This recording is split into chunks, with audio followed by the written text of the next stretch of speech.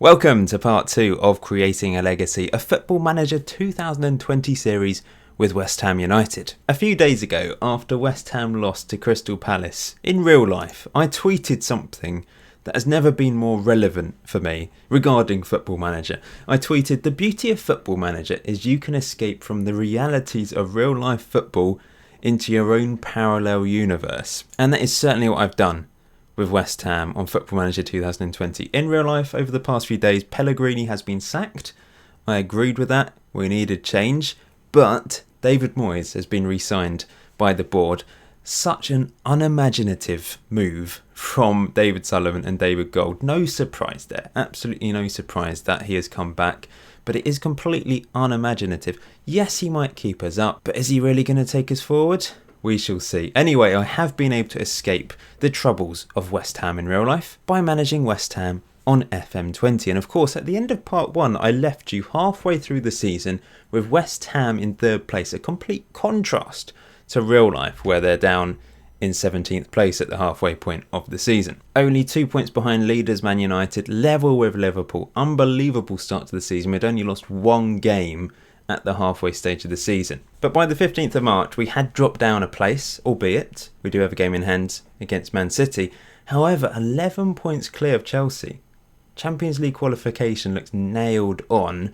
But on the other hand, 12 points behind Liverpool, who are running away with the league title. 11 points clear of Man United and Man City with only 9 games to go. Surely they're going to go on and win the league. They've already won the Carabao Cup. They're going strong in the Champions League. Unfortunately, we did crash out in the Carabao Cup semi-final against Chelsea on aggregate, 3-2. A bit unfortunate. But by this stage of the season, absolutely magnificent performances from the majority of players this season. And as you can see, going really strong in the Premier League.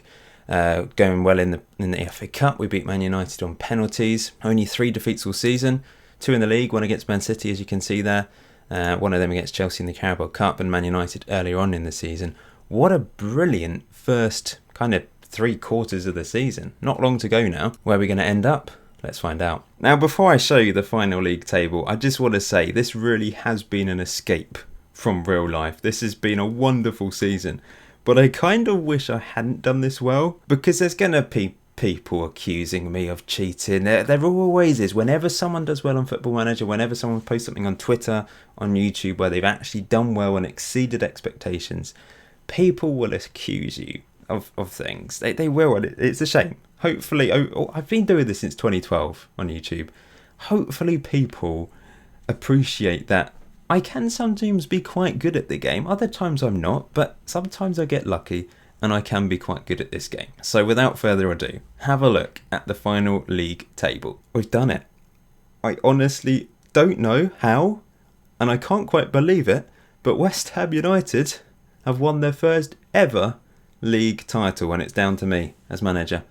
I lost 2 games all season. We didn't lose a single game since the 1st of January when we lost against Man City. In some ways, I don't know if we've won it or Liverpool have bottled it. They really had a torrid time. They were 11 points clear. They were 12 points clear of us. And somehow we have won the league at the first attempt by 6 points. I should really be concentrating on West Ham, obviously. But look at Liverpool's league form after the 15th of March when they started to lose games or draw games. They drew 3 in a row. They drew 4 in a row. They then lost twice. One of them against us, 2-1. They did pick up a bit towards the end of the season, and they've actually won the FA Cup and the Champions League. So maybe they were focusing on the cups, which they won all 3 of. But they've missed out on another Premier League title. They've bottled another Premier League title, and we are the victors.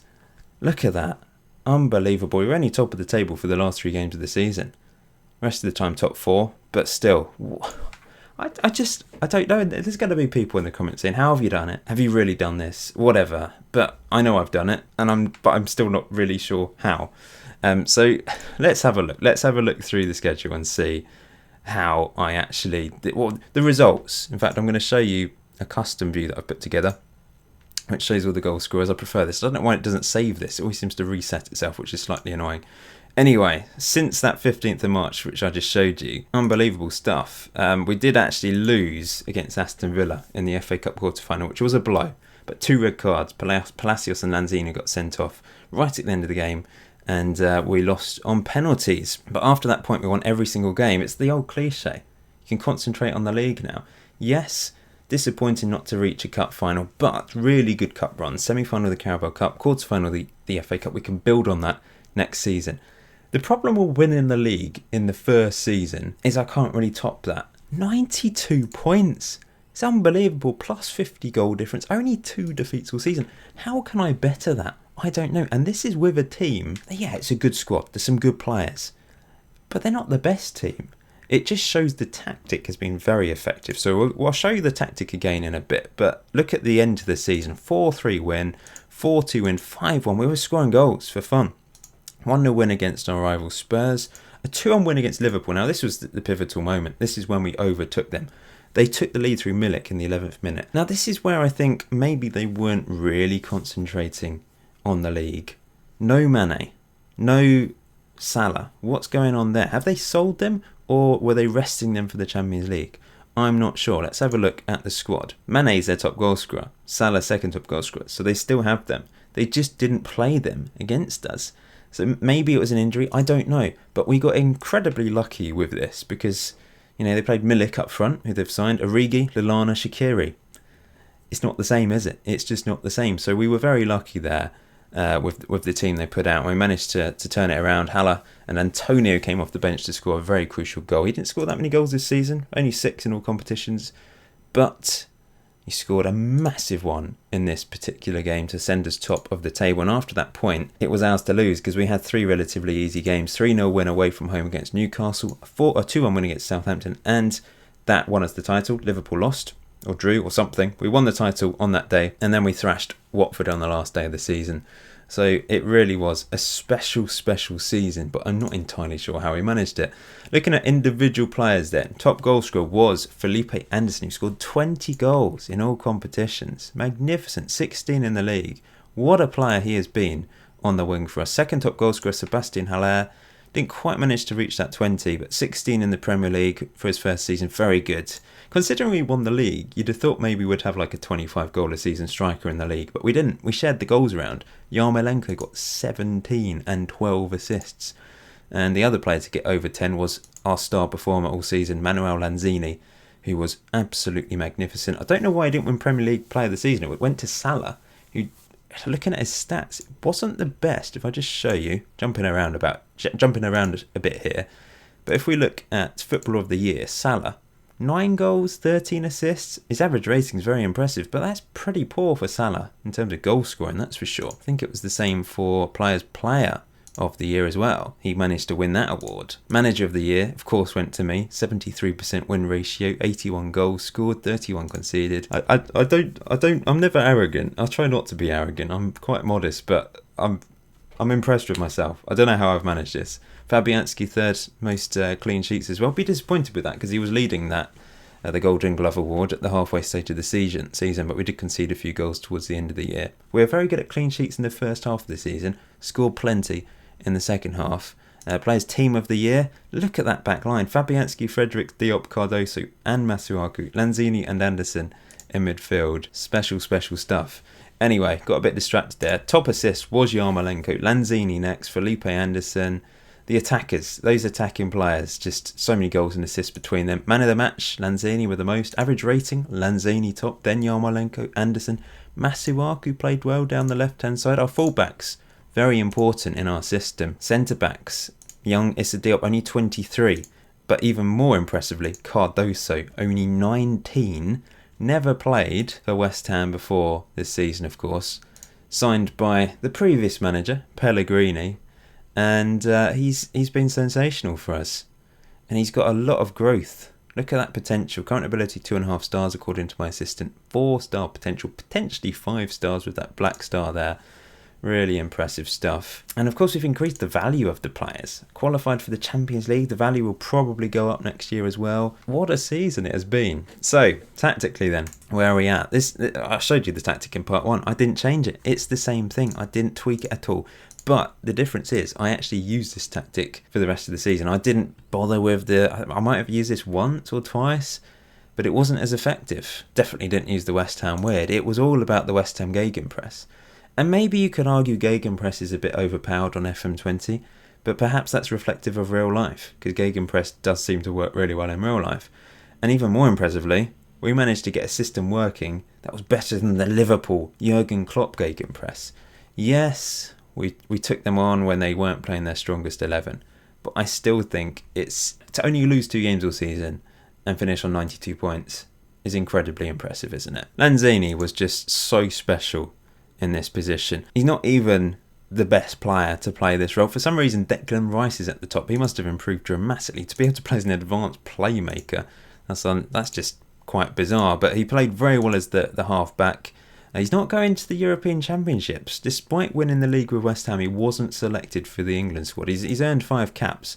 But to not be in the England team after winning the league, that is a little bit odd in my opinion. Of course, he missed quite a significant chunk of the season through injury. Then, of course, the other key players, Anderson, Yarmolenko and Hilaire up front. They were all brilliant. Fornals tended to play in midfield, but he had a few injuries, especially at the end of the season. Fredericks at right back with Issa Diop. This is my best 11, by the way, this season that I'm putting together for you. Cardoso and Masuaku at left back, and then of course Fabianski in goal. Positions I'd like to improve. I think we can probably bring in a better right back. Fredericks is good, but I can certainly bring in someone that's even better, I think. Although it's always really hard to find fullbacks, I find.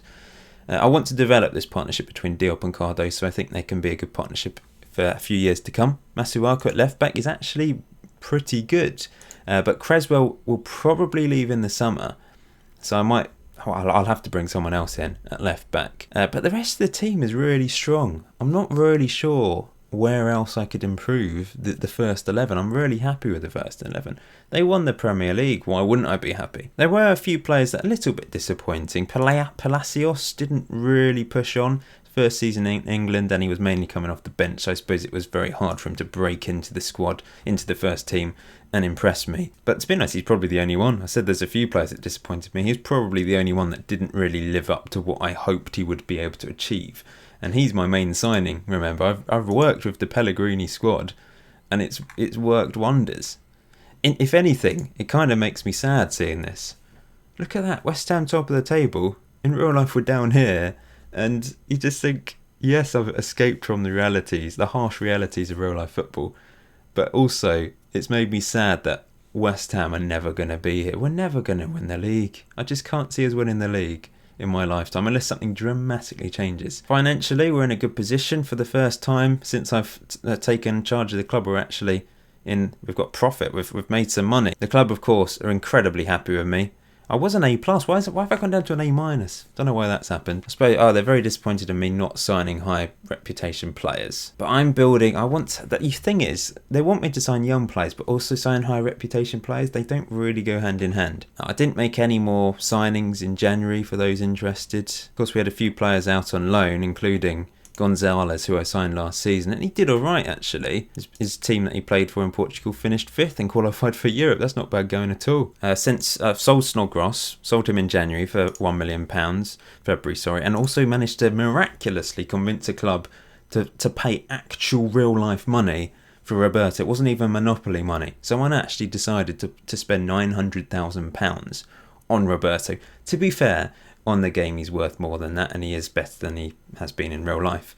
But David Sullivan blocked it the first time, and that was for £1 million. He could have got more, but he blocked it because he thought we could get £4 million for him or something ridiculous. What a prune. Loaned out Winston Reid, potentially might move on a permanent basis for £4 million if they fancy buying him.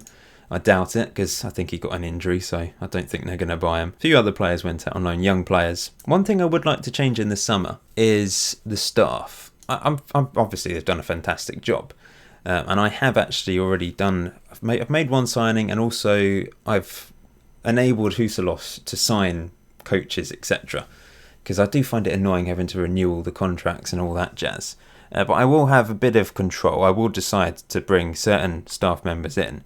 I might get rid of Huselos. I might sign a new director of football. That's a possibility. I would like to upgrade my assistant. This is Pellegrini's assistant, so he really shouldn't be here with me. He should have left with Pellegrini. But I did struggle to find someone actually better than him, to be honest, that could come in. I did sign a head of youth development, a regen or new gen, whatever you want to call them. So he's not real life. He's not a real life coach, but I've brought him in as the head of youth development because he's got outstanding attributes for all the head of youth development attributes. So yeah, brought him in. That should certainly help the club. But that's it. We've got a big staff, I must say, but I would like to improve upon some of the personnel where possible. Looking at the dynamics of the club, no surprises that Noble, Fabianski and Zabaleta are at the top. But Zabaleta will be leaving in the summer. I'm not renewing his contract. He's 35. He's so slow. Mentally he's good, but yeah, he's just not good enough for us. So I will let him go. Just 2 core social groups, which is nice to see. Most players are happy. There's a few players concerned because they're not playing a huge amount. Mark Noble didn't play that much. He made quite a few appearances, 26 appearances in all competitions. Squad player, club captain of course, and he did well when he was required to play. So of course he'll stick around. He's got 1 more year on his contract, but I'll probably let him go. He's doing his coaching courses, so I would like to transition him to being a coach. In regards to our youth recruitment, our academy, whatever you want to call it, Regen Day, we had a few good, 2 good players come through. The best of which is Cameron Kemp, who's currently 1.5 star current ability with 4-star potential, and everything's going up. He looks really tidy. He could turn into a star one day if we can develop him correctly. That's a big if. Might not happen, but hopefully it will. And the other player with a little bit of potential is Chavez Joseph, who's a goalkeeper, 2.5 star potential. So I guess we'll end it there. I mean, it has been an incredible season. Just skipping through a few things for you, for those of you interested. Statistically unbelievable, but like I said, I don't really know how I'm going to improve upon this.